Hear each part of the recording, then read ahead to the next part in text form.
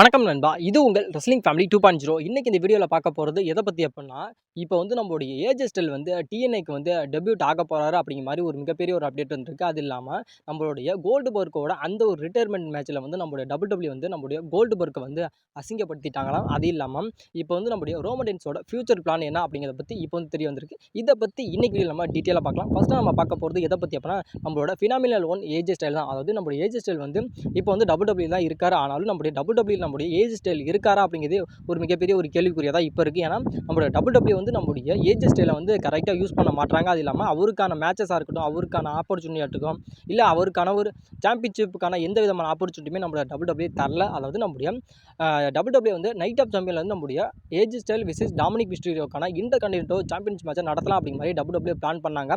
ஆனால் தவறுதலையாக வந்து நம்முடைய டாமினிக்கு வந்து இன்ஜுரி ஆனதுனால அந்த மேட்சை வந்து நம்மளோட WWE வந்து ஸ்டாப் பண்ணிட்டாங்க. இப்போ சம்மர் ஸ்லாமில் கூட நம்முடைய ஏஜ் ஸ்டைலுக்கும் நம்முடைய டாமினிக் மிஸ்டீரியோக்கும் மேட்ச் நடக்கும் அப்படிங்கிற மாதிரி சொல்லியிருக்காங்க. அது நடந்தாலும் சரி, அதில் வந்து நம்முடைய டாமினிக் மிஸ்டீரியோ தான் வெற்றி பெற போகிறாரு. இதில் வந்து திரும்பி அகைன் வந்து நம்முடைய WWE வந்து நம்முடைய ஏஜ் ஸ்டைலை வந்து பலியாடாக தான் யூஸ் பண்ண போகிறாங்க. இப்போ கிடைச்ச ஒரு மிகப்பெரிய ஒரு அதாவது மிகப்பெரிய ஒரு அப்டேட் என்ன அப்படின்னா, அதாவது PWI சைடோட அதாவது பிடபிள்யூட அந்த ரிப்போர்ட் படி வந்து இப்போ என்ன சொல்லியிருக்காங்க அப்படின்னா, அதாவது ஏஜே ஸ்டைல் வந்து TNAக்கு வந்து டெபியூட் ஆக போகிறாரு அப்படிங்கிற மாதிரி இப்போ வந்து நம்முடைய பிடபிள்யூல வந்து இப்போ வந்து சொல்லியிருக்காங்க. அதாவது இப்போ வந்து நம்முடைய TNAவோட ஸ்லாமி வெர்சரி அப்படிங்கிற அந்த ஒரு பேப்பரையும் வந்து நம்முடைய TNA வந்து நடத்துகிறாங்க. அங்கே வந்து நம்முடைய ஏஜே ஸ்டைலோட அந்த ஒரு ரிட்டர்ன் வந்து அங்கே இருக்கும் அப்படிங்கிற மாதிரி அதிகமாக சொல்லப்படுது. ஏன் அப்படின்னு கேட்டால் இப்போ வந்து WWE சரி, அது இல்லாமல் TNAவும் சரி ஒரு பார்ட்னராக தான் இருக்காங்க. அதனால் நம்மளோட WWE வந்து நம்முடைய ஏஜ் ஸ்டைலை வந்து அங்கே TNAக்கு கூட கொண்டுட்டு போகலாம் அப்படிங்கிற மாதிரி ஒரு ஐடியாவில் இருக்காங்க. இது வந்து சம்மர் ஸ்லாமுக்கு முடிஞ்சு நடக்க போகிற, அதாவது சம்மர் ஸ்லாமுக்கு முடிஞ்சு நடக்க போகிற TNAவோட சம்மர் வெர்சரி, அதாவது சம்மர் வெர்சரி அப்படிங்கிற அந்த ஒரு பேப்பரியுக்கு வந்து நம்முடைய ஏஜ் ஸ்டைல் வந்து அங்கே ரிட்டர்ன் ஆவார், அதாவது TNAல வந்து ரிட்டர்ன் ஆவார் அப்படிங்கிற மாதிரி சொல்லப்படுது. அது எந்த அளவுக்கு வந்து உண்மைன்னு தெரியல. ஆனால் ஆயிரம் அப்படிங்கிற மாதிரி தான் அதிகமான ஒரு சோர்ஸ் எல்லாமே சொல்கிறாங்க. ஏன்னா WWE இருந்து நம்மளுடைய ஏஜ் ஸ்டைலை வந்து மொக்க பண்ணுறதுக்கு பதிலாக நம்மளுடைய ஏஜ் ஸ்டைல் வந்து அங்கே TNAக்கு போகிறது என்னை பொறுத்த வரைக்கும் ரொம்ப ரொம்ப நல்லதுன்னு நினைக்கிறேன். எத்தனை பேர் வந்து இந்த விஷயத்தை வந்து பிடிச்சிருக்கு அப்படிங்கிறதையும் மறக்காமல் சொல்லுங்கள். அது இல்லாமல் ஏஜ் ஸ்டைல் ஃபேன்ஸ் யாராவது இருந்தீங்க அப்படின்னா உங்களோட ஒப்பீனியன் என்ன அப்படிங்கிறது மறக்காமல் சொல்லுங்கள். அதாவது என்னை பொறுத்த வரைக்கும் WWEல இருக்கிறதுக்கு பதிலாக நம்முடைய ஏஜ் ஸ்டைல் வந்து TNAக்கு போனால் அவருக்கான ஆப்பர்ச்சுனிட்டி கிடைக்கும். ஆப்பர்ச்சுனிட்டி கிடைக்குதோ இல்லையோ, ஆனால் அவரை வந்து நம்முடைய TNA வந்து நல்லா யூஸ் பண்ணுவாங்க. இதுக்கு முன்னாடி வந்து நம்முடைய TNAல வந்து நம்முடைய ஏஜ் ஸ்டைலாம் மேட்ச் பண்ணியிருக்காரு. அதனால் திரும்பி நம்மளோட ஏஜ் ஸ்டைல் வந்து அங்கே போனால் அவருக்கான வாய்ப்புகள் அப்படிங்கிறது அதிகமாக கிடைக்கும். உங்களோட கருத்து என்ன அப்படிங்கிறத மறக்காமல் சொல்லுங்கள். WWE வந்து இப்போ நம்மளுடைய கோல்ட்பர்க்கை வந்து ரொம்ப மோசமாக வந்து அவமானப்படுத்தி அவரோட ரிட்டையர்மெண்ட் மேட்சை வந்து கொடுத்துருக்காங்க அப்படிங்கிற மாதிரி சொல்லப்படுது. அது இல்லாமல் இப்போ வந்து நம்முடைய கோல்ட்பர்க் வந்து ஒரு மிகப்பெரிய ஒரு விஷயத்தை வந்து ரிவீல் பண்ணியிருக்காரு. அதை கேட்டால் ஒன்று எனக்கே சத்தியமாக சொல்கிறேன், மனசே கேட்கல. என்ன பண்ணியிருக்காங்க அப்படின்னு கேட்டால், அதாவது நம்முடைய சாட்டர்டே நைட் மெயின் இவெண்ட்ல வந்து கோல்ட்பர்க் விசஸ் கும்தருக்கான வேர்ல்டு ஹெவிவெயிட் சாம்பியன்ஷிப் மேட்ச் நடக்கும் அப்படின்னு சொன்னாங்க. அந்த மேட்ச் நடந்துச்சு. அதில் வந்து நம்மளுடைய கோல்ட்பர்க் தான் நியூ வேர்ல்டு ஹெவிவெயிட் சாம்பியன் ஆவார் அப்படின்னு சொன்னாங்க. அது இல்லாமல் அவர் ஆகி வந்து அவங்களுக்கான ஒரு கான்ட்ரவர்சல் ஏற்பட்டு நம்முடைய சம்மர் ஸ்லாமில் வந்து அதுக்கான ரீமேட்ச் வந்து கோல்ட்பர்க்கும் நம்முடைய கும்தருக்குமான மேட்ச் நடக்கும். அதில் வந்து அகைன் வந்து நம்முடைய கோல்ட்பர்க்கை பீட் பண்ணி நம்முடைய கும்தர் வந்து சாம்பியன் ஆவார். அதுக்கப்புறம் அந்த சம்மர் ஸ்லாமில் தான் நம்மளுடைய கோல்ட்பர்க்கோட ரிட்டையர்மெண்ட் மேட்ச் இருக்கும், அதாவது ரிட்டையர்மெண்ட் ஆவார்னு சொன்னாங்க. ஆனால் அது அங்கே எதுவுமே நடக்கலை. இப்போ சாட்டர்டே நைட் மினி இவெண்ட் வந்து நம்முடைய கோல்ட்பர்க்குக்கும் நம்முடைய கும்தருக்கு மேட்ச் நடந்துச்சு. அதில் வந்து நம்முடைய மேட்ச் வைஸ் பார்த்தோம் அப்படின்னா நம்முடைய கோல்ட்பர்க் வந்து ரொம்ப ரொம்ப சொதப்பிட்டார் அப்படிங்கிறதா முழுக்க முழுக்க உண்மை. ஏன்னா அவரால் வந்து தொடர்ந்து அதில் வந்து ஃபைட் பண்ண முடியல. அவர் வந்து ரொம்ப ஒரு மொக்கையான ஒரு மேட்சை கொடுத்துட்டாரு. அது மேட்ச் முடிஞ்சதுக்கப்புறம் வந்து நம்முடைய கோல்ட்பர்க் வந்து அந்த ரிங்கில் நின்று நிறைய விஷயத்த வந்து நம்முடைய கோல்ட்பர்க் வந்து பேசியிருக்காரு. அப்போ வந்து நம்முடைய கோல்ட்பர்க் வந்து அவர் பேசிக்கிட்டு இருக்கப்பே வந்து நம்முடைய WWE வந்து அதை வந்து கட் பண்ணிட்டாங்களா. அதாவது இப்போ கேமரா போயிட்டு இருக்கப்ப வந்து அதை வந்து கட் பண்ணிவிட்டு நம்மளுடைய WWE வந்து பிரேக் விட்டுட்டாங்க. அதாவது இடைவெளி அப்படிங்கிற மாதிரி பிரேக் விட்டுட்டு அந்த ஒரு க்ரோமோ கட் பண்ணதே பாதியிலேயே நம்மளுடைய WWE வந்து நிப்பாட்டிட்டாங்க. அதாவது இதுக்கப்புறம் நீங்கள் எதுவும் பேச வேணாம் அப்படிங்கிற மாதிரி சொல்லாமல் கொள்ளாமல் கூட நம்மளுடைய WWE வந்து அவர் பேசிக்கிட்டு இருக்கப்பே பிரேக் விட்டுட்டாங்க. அதாவது அதை கட் பண்ணிவிட்டு பிரேக் விட்டுட்டாங்க அப்படிங்கிற மாதிரி சொல்லப்படுது. அதுக்கு வந்து நம்மளுடைய கோல்ட்பர்க் வந்து ஒரு மிகப்பெரிய ஒரு ரியாக்ட் வந்து இப்போ வந்து இன்டர்நெட்டில் வந்து சொல்லியிருக்காங்க. அதாவது நான் வந்து சாட்டர்டே மெயின் இவெண்ட்டில் வந்து நான் வந்து என்னோட எமோஷனலாக என்னோட வலியும் வேதனையும் நான் வந்து இத்தனை வருஷம் வந்து நான் WWEல ஒர்க் பண்ணியிருக்கேன், இப்படிலாம் நான் இருந்தேன் அப்படின்னு நான் சொல்லிக்கிட்டு இருக்கப்ப அதை நான் பேசிக்கிட்டு இருக்கப்பே WWE வந்து அதை வந்து கட் பண்ணிட்டாங்க. அதை கட் பண்ணிவிட்டு ஹாஃப் ஹவர் விட்டுட்டாங்க. இதே நானாக இருக்கவும் தான் WWE வந்து இது மாதிரிலாம் பண்ணாங்க. இதே ஜான்சனாவாக இருக்கட்டும், அண்டர்டேக்கராக இருக்கட்டும், இல்லை ஸ்டோன் கோல்டாக இருக்கட்டும், இவங்களாம் வந்து க்ரோமோ கட் பண்ணிக்கிட்டு இருக்கப்ப பேசிக்கிட்டு இருக்கப்ப இது மாதிரி WWE பண்ணுவாங்களா? ஏன்னா பண்ண மாட்டாங்க. அவங்களாம் கோல்ட்பர்க், அதாவது அவங்களாம் வந்து ஜான்சினா, அண்டர்டேக்கர், ஸ்டோன் கோல்ட் அது மாரி இருக்கனால தான் அவங்க வந்து அதெல்லாம் பண்ண மாட்டாங்க. இதே நான் இருக்கனால வந்து என்ன வந்து இப்படி வந்து அவமானப்படுத்தியிருக்காங்க, அசிங்கப்படுத்தியிருக்காங்க அப்படிங்கிற மாரி ஒரு மிகப்பெரிய ஒரு வலியோடையும், வேதனையோடையும் நம்முடைய கோல்டுபர்க் வந்து அவரோட சோஷியல் மீடியால வந்து அத சொல்லியிருக்காரு. அதுக்கு வந்து ஃபேன்ஸ்லாம் என்ன ரியாக்ட் பண்ணியிருக்காங்க அப்படின்னு கேட்டா, அதாவது ஆமா அவங்க பண்றது கரெக்ட்டானது தான். அதாவது நீங்க வந்து தப்பானவங்க தான் அப்படிங்கிற மாரி நெறைய விஷயத்த வந்து நம்முடைய ஃபேன்ஸும் சொல்லியிருக்காங்க. அதாவது ஏன்னா இன்டர்நெட்ட பொறுத்தவரைக்கும் நம்முடைய கோல்டுபர்க்குக்கு வந்து எதிரிகள் அப்படிங்கிறது ரொம்ப ரொம்ப பேர் அதிகம் தான். ஆனாலும் அவங்க சொன்னதுக்கு வந்து நம்முடைய கோல்டுபர்க் சொன்னதுக்கு வந்து ஃபேன்ஸ் ஆனவங்கலாம் என்ன பண்ணியிருக்காங்க, ஃபேன்ஸ் ஆன நீங்க தான். ஃபேன்ஸ்னா அது நீங்க தான். அவங்கலாம் நீங்க என்ன சொல்லியிருக்கீங்க அப்படின்னு கேட்டா, அதாவது அது WWE பண்ணது கரெக்ட்டு தான். அது தப்பானது கிடையாது. உங்களுக்கு தான் அது தப்பா தெரியுது. நீங்க வந்து ரிட்டயர்மென்ட் ஆகுறீங்கன்னா, நீங்க ரிட்டயர்மென்ட் ஆகிட்டு போ வேண்டியது தானே. நீங்க எதுக்கு சும்மா வளவளன்னு பேசிட்டு இருந்திருக்கீங்க. அவங்க WWE பண்ணது கரெக்ட் தான். நீங்க ஒரு கேள்வி கேட்டீங்கல்ல, அதாவது நானா இருக்கவும் தான் அத வந்து WWE பண்ணாங்க. இதே ஜான்சினாவா இருக்கட்டும், அண்டர்டேக்கரா இருக்கட்டும் பண்ணுவாங்களான்னு கேட்டா, பண்ண மாட்டாங்க தானே அப்படின்னு கேட்டீங்க. ஆமா.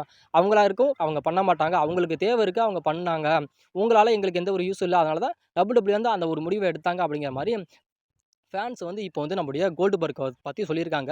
அதுக்கு வந்து நம்முடைய கோல்டுபர்க் வந்து எந்த ஒரு ரியாக்ஷனுமே இதுக்கப்புறம் இன்ன வரைக்கும் பண்ணவே இல்ல. ஏன்னா WWE வந்து இந்த பண்ண ஒரு செயல் வந்து உங்களுக்கு நல்ல செயலா? இல்ல கெட்ட செயலா? அப்படிங்கிறது மறக்காம சொல்லுங்க.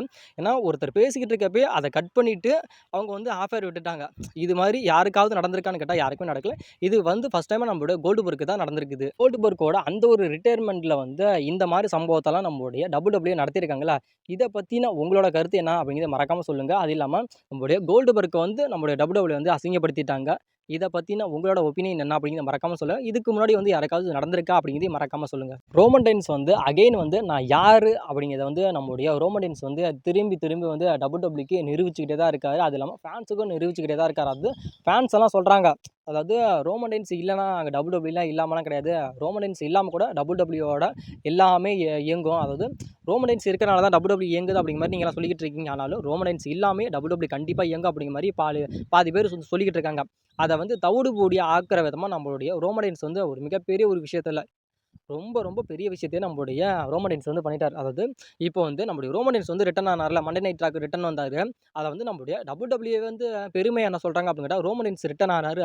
அது ரிட்டர்ன் ஆகி எங்களோட சோசியல் மீடியால வந்து நாங்க எல்லாமே அப்லோட் பண்ணோம். ஆனாலும் அப்லோட் பண்ணி வெறும் 20 ஹவர்ஸ்லயே வந்து 24 மணி நேரத்திலேயே வந்து 53 மில்லியன் வியூஸ் வந்து கிடைச்சிருக்கு அப்படிங்கிற மாரி பெருமையா சொல்லியிருக்காங்க. அது இல்லாம ரோமன் ரெய்ன்ஸுக்காக கஸ்டமைடான வந்து அன்டிஸ்பியூட்டட் ட்ரைபல் சீஃப் அப்படிங்கிற அந்த ஒரு சாம்பியன்ஷிப்ப வந்து நாங்க சேல்ஸ் பண்ணோம். அதுவும் எங்களுக்கு வந்து ஒரு மிகப்பெரிய ஒரு ப்ராஃபிட்ட தந்துச்சு. அது இல்லாம அவருக்குன்னு தனியான ஒரு மெர்கன்டைல் சேல்ஸ் எல்லாம் நாங்கலாம் ஸ்டார்ட் பண்ணோம். அதுவும் வந்து எங்களுக்கு வந்து ஒரு மிகப்பெரிய ஒரு ப்ராஃபிட்ட வந்து குடுத்துச்சு. அவர் போடுற ஷூவா இருக்கட்டும் அப்படிங்கிற மாரி ஏகப்பட்ட விஷயங்கள் வந்து நாங்க வந்து ரோமன் ரெய்ன்ஸோட ரிட்டர்னுக்கு வச்சிருந்தோம். ஆனா அது எல்லாமே கொஞ்சம் கூட வந்து ஃப்ளாப் ஆகல. எல்லாமே ஒரு மிகப்பெரிய ஒரு வெற்றிய வந்து எங்களுக்கு குடுத்துச்சு. அது இல்லாம ஒரு மிகப்பெரிய ஒரு வருமானத்த வந்து எங்களுக்கு குடுத்துச்சு அப்படிங்கிற மாரி இப்போ வந்து நம்முடைய WWE வந்து அஃபிஷியலி வந்து நம்முடைய ரோமன் ரெய்ன்ஸ பத்தின சொல்லிட்டாங்க. அதாவது பாதி பேர் சொல்றாங்க. அதாவது ரோமன் ரெய்ன்ஸ் இல்லன்னா WWE இல்லப்பா அப்படின்னு சொன்னாலும், இல்ல ரோமன் ரெய்ன்ஸ் இல்லாம கண்டிப்பா WWEலாம் இயங்கும். ரோமன் ரெய்ன்ஸ்னால மட்டுமே இயங்குதா அப்படின்னு கேட்டாங்க. கண்டிப்பா ரோமன் ரெய்ன்ஸால மட்டுமே தான் WWEயோட ஒரு ப்ராஃபிட் அப்படிங்கிறது அதிகமா எடுத்திருக்காங்க. அத வந்து நம்முடைய WWE சொல்லிட்டாங்க. யாருக்குமே சரி, இந்த வரைக்கும் சரி WWE ஹிஸ்டரியிலேயே வந்து ரிட்டர்ன் ஆனதுக்கு வந்து இவ்வளவு ஒரு வியூஸ் அப்படிங்கிறது யாருக்குமே போனது கிடையாது அப்படிங்கிற மாரி சொல்லியிருக்காங்க. அது இல்லாம WWE வந்து மெய் சிலுந்துட்டாங்களா. அதாவது ரோமன் ரெய்ன்ஸுக்கு வந்து இவ்வளோ ஃபேன்ஸ் இருக்காங்களா அப்படிங்கிறது நாங்க வந்து இப்போ வந்து நாங்க பார்த்துட்டு நாங்க மெய் சிலுந்துட்டோம் அப்படிங்கிற மாரி WWE தரப்புலேருந்து சொல்லியிருக்காங்க.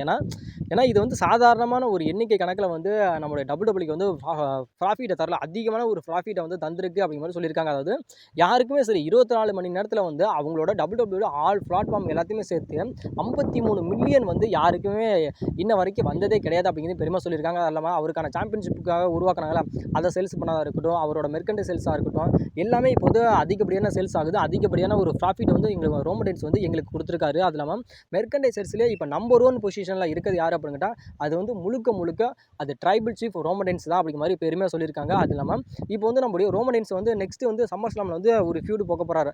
அதுக்கான எல்லா விஷயத்தையுமே நம்மளுடைய WWE வந்து ஸ்டார்ட் பண்ணிட்டாங்க. அதாவது ஏன் மண்டே நைட்டாலே வந்து ஒரு மிகப்பெரிய ஒரு விஷயத்தை நம்ம WWE பண்ணிட்டாங்க.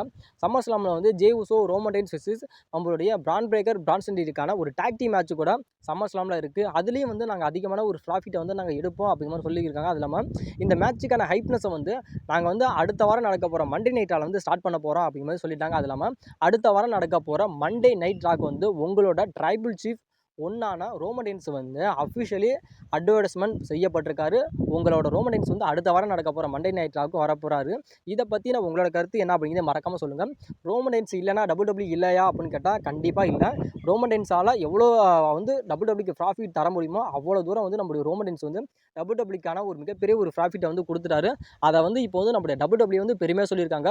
ரோமன் ரெயின்ஸால் நாங்கள் வந்து அதிகமான ஒரு ப்ராஃபிட்டை வந்து எடுத்துட்டோம் அப்படிங்கிற மாதிரி சொல்லியிருக்காங்க. வேறு எந்த ஒரு ரெஸ்லராலையும் இவ்வளோ ஒரு ப்ராஃபிட்டை வந்து நாங்கள் எடுத்தது கிடையாது. ஆனால் ரோமன் ரெயின்ஸ் ரிட்டர்ன் வந்தவொடனே நாங்கள் வந்து அதிகப்படியான ஒரு ப்ராஃபிட்டை வந்து நாங்கள் எடுத்துட்டோம் அப்படிங்கிற மாதிரி WWE சொல்லியிருக்காங்க. இதை பற்றின உங்களோட கருத்து என்ன அப்படிங்கிறத மறக்காமல் கமெண்ட் பண்ணுங்கள். ரோமன் ரெயின்ஸ் ஃபேன்ஸ் யாராவது இருந்தீங்க அப்படின்னு கேட்டால் கமெண்ட் செக்ஷனில் வந்து த ட்ரைபல் சீஃப் ரோமன் ரெயின்ஸ் அப்படிங்கிற மாதிரி கமெண்ட் செக்ஷனில் வந்து கமெண்ட் பண்ணுங்கள். அதாவது ரோமன் ரெயின்ஸ் வந்து அகெயின் வந்து நிடில் மூவர் அப்படின்னா யார் அப்படிங்கிறத வந்து திரும்பி வந்து அகெயின் வந்து WWEல ஒன்ஸ் மோர்க்கு வந்து நிரூபித்து காட்டிட்டார். அது ரோமன் ரெயின்ஸ்லாம் ரோமன் ரெயின்ஸ்லாம் இல்லைனா இல்லை, ரோமன் ரெயின்ஸ் இல்லாமல் பாதி ஃபேன்ஸ் எல்லாம் இருக்காங்க, இப்போ ரோமன் ரெயின்ஸ் இல்லாமல் WWEனா இல்லாமல் போச்சா அப்படி மாதிரி கேட்டாங்க. அதெல்லாம் WWE இல்லை, WWE இருந்தாலும் நாங்கள் என்ன ரெஸ்லிங் பார்க்காம போயிட்டோமா அப்படின்னு சொன்னாங்களா. அவங்களுக்கு வந்து நான் இல்லைனா அங்கே WWE இல்லை, என்னால் தான் ஒரு மிகப்பெரிய ஒரு ப்ராஃபிட்டே இங்கே WWEக்கு கிடைக்கிது அப்படிங்கிறத வந்து நம்மளுடைய ரோமன் ரெயின்ஸ் வந்து நெடில் மூவர் அப்படிங்கிற அந்த ஒரு விஷயத்தை வந்து திரும்பி வந்து இப்போ வந்து ஃபேன்ஸுக்கு வந்து நிரூபித்து காட்டிட்டாரு. இது வந்து ஒரு மிகப்பெரிய ஒரு சாதனை அப்படிங்கிறது WWE சொல்லிட்டாங்க. இதை பற்றின உங்களோட கருத்துக்கள் என்ன அப்படிங்கிறத மறக்காமல் கமெண்ட் பண்ணுங்கள்.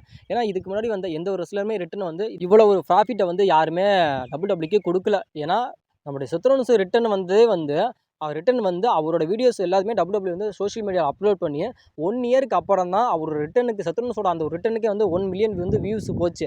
ஆனால் ரோமன் ரெயின்ஸ் ரிட்டன் வந்து வெறும் 24 மணி நேரத்துலேயே 53 மில்லியன் வியூஸ் வந்துருக்கு.